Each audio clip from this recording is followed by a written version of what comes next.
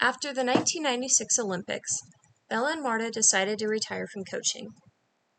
However, after seeing a decline in success in international meets, in a desperate attempt, USAG nominated Bella as the national team coordinator in November of 1999, pulling him out of retirement with political persuasion. The Carollis sold their gym in Texas, now an Acrofit, permanently residing at the ranch. In USAG's strategy to improve their women's team, they promoted a new technique from other countries, which honored a national monthly workout at an agreed gym to meet at. Most of these meetings were done at the Carollis Ranch, which was held at a gym that they occasionally used when coaching their athletes. The ranch also had a couple of beds in the room that gymnasts would stay at in the summertime. So it was a good place to meet at, since it provided some living arrangements. The Carollis also had a background of hosting summer camps at the ranch over the years, so the USGF found it easy to be a well-fitted place for new and upcoming athletes. So they agreed to host monthly meetings there. The ranch was rarely used before Bella retired. Located on a secluded tract of land outside of Huntsville, a town less than 40,000 people in southeast Texas, was best known for a prison that houses the state's execution chamber. Mochiano stated in her book that it was only used on occasion by gymnasts in the 1980 to 1990 time period. When it was, the living conditions were horrible. Mochiano stated from her book, every so often, Bella held mandatory training sessions at the ranch. The older gymnasts dreaded going to the ranch, about an hour outside of Houston, because of the terrible equipment there. The vault runway and the floor exercise mats were in poor condition. The Carolli floor was hard as a rock, with what felt like there was no spring at all. Food was not provided, and air conditioning was not used. Gymnasts, which I didn't know at the time, were supposed to bring bags of food alongside their luggage. Other gymnasts had suspected that the Carollis would search luggage, check the rooms, and in the fridges of the cabins at the ranch where the gymnasts stayed. They looked for hidden food or other things that could be a distraction. Although there were some people opposed to the ranch when it first became a training center, others in the organization dismissed these concerns. Shortly after 2001, there was a change in the success of USAG.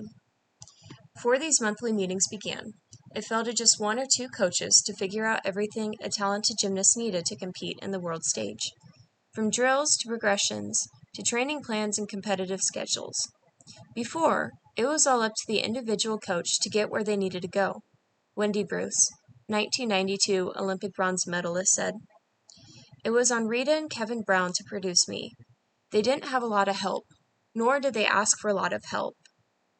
Every month, when a select number of gymnasts, national team members, and some other promising gymnasts are invited to these camps, their coaches accompanying them, where they can exchange information with others, often more experienced instructors."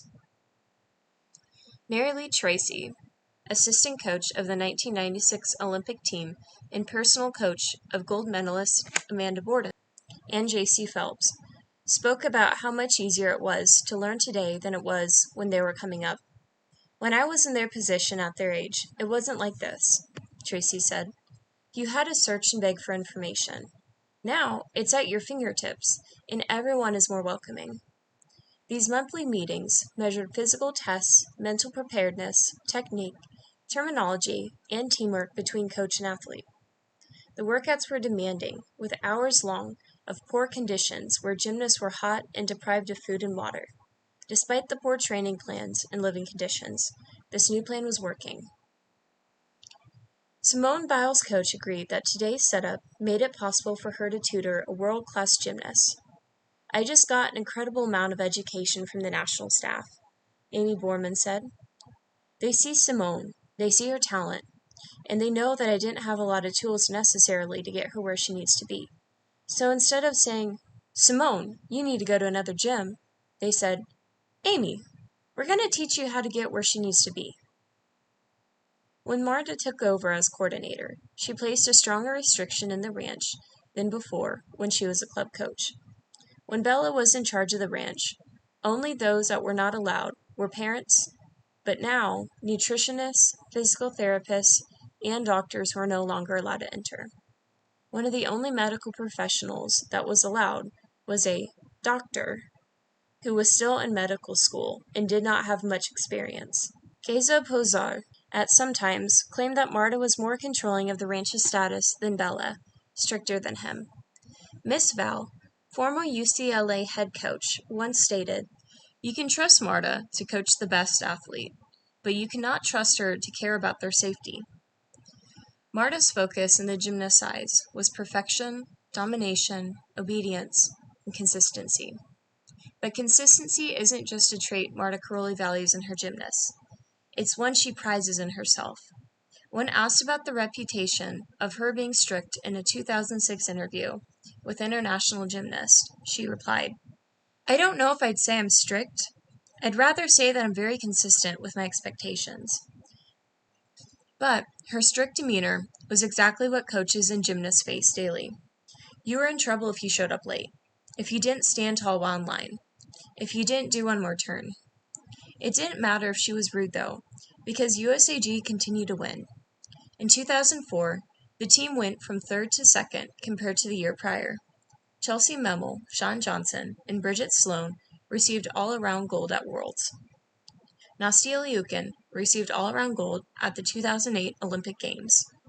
And individual events like vault and floor became more mainstream for medaling in international events. In a period of 1 decade, USAG had produced almost more medals than it had in the past 20 years. In 2011, the year that Jordan Weber would receive gold at Worlds, it was announced that the Crowley Ranch would become the official national team training camp. Based on success with Marta while at the ranch, people began flocking for a chance to train there. Children were ecstatic. Parents sometimes questioned their intentions.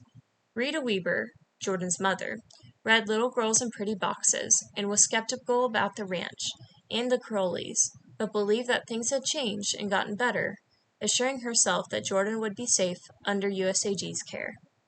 Maggie Nichols' parents recall in the documentary, Athlete A, that they were rarely able to step on the property and could not call their daughter because the gymnast rarely had cell phone reception, which made them skeptical at times and worried about their teen.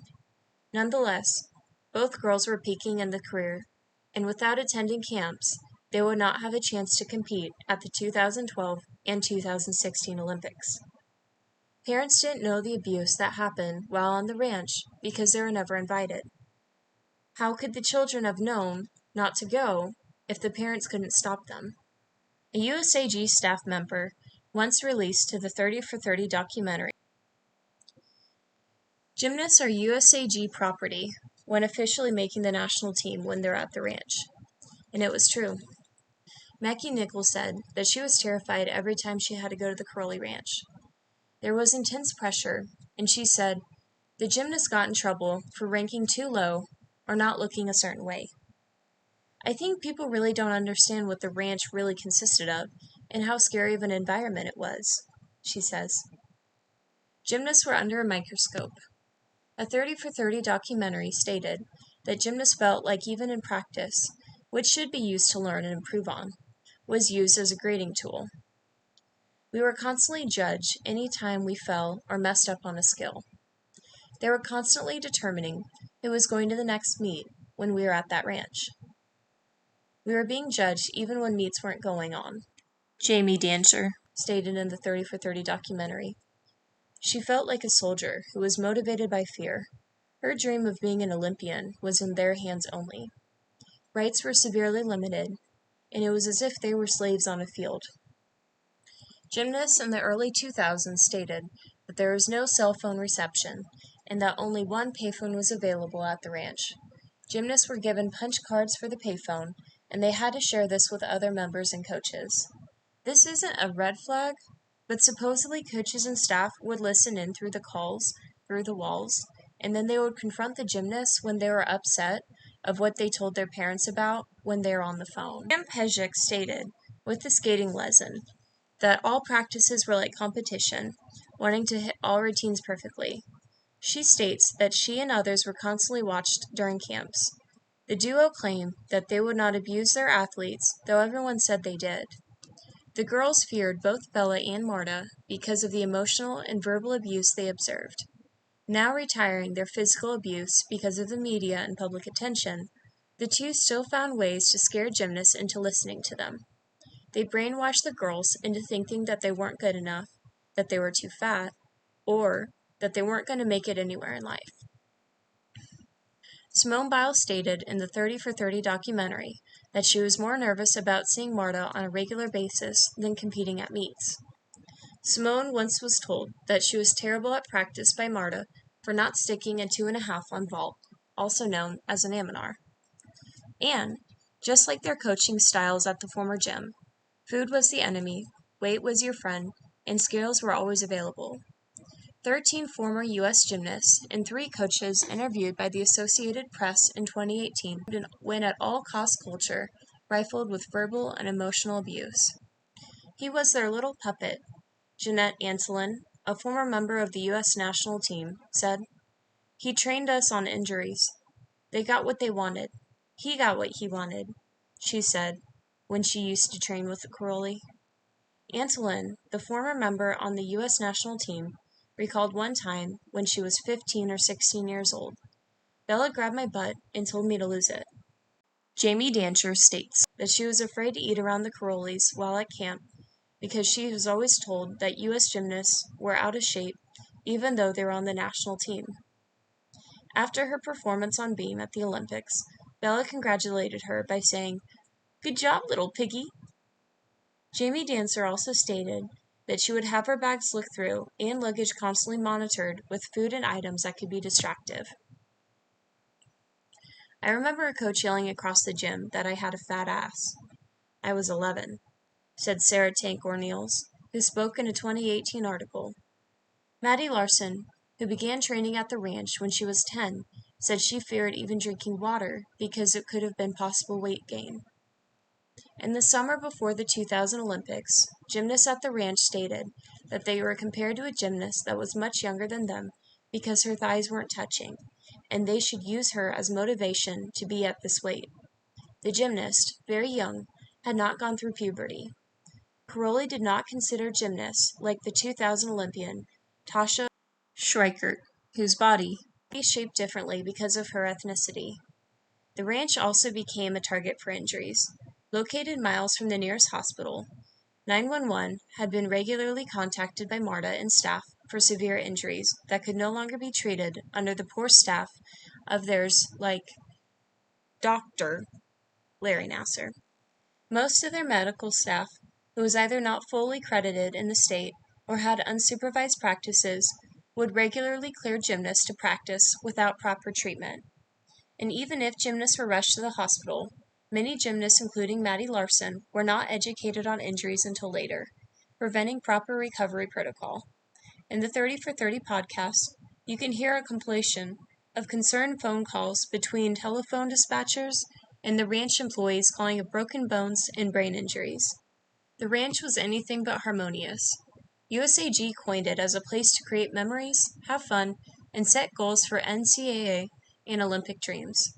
But it was a low-budget, secluded property with poor medical staff and harsh training methods. The cabins weren't comfortable, water was limited, and food was poor for what they were given. But for almost 2 decades, the ranch would serve to produce many Olympians through various broken bones and eating disorders, retiring with mental health complications that would last for years.